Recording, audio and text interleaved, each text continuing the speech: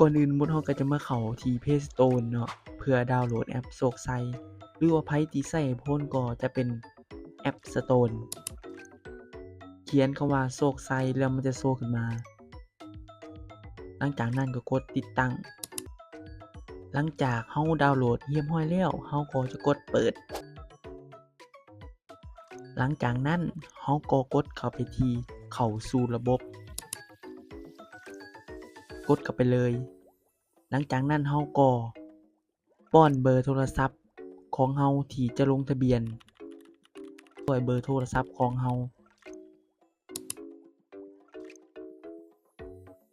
รอท่าแป๊บหนึ่งแล้วก็จะมีรหัส OTP ส่งมาเข้าข้อความของเราหลังจากนั้นเราก็ป้อนรหัส OTP ตามที่มันส่งมาให้เราหลังจากนั้นก็กดยืนยันวิธีการ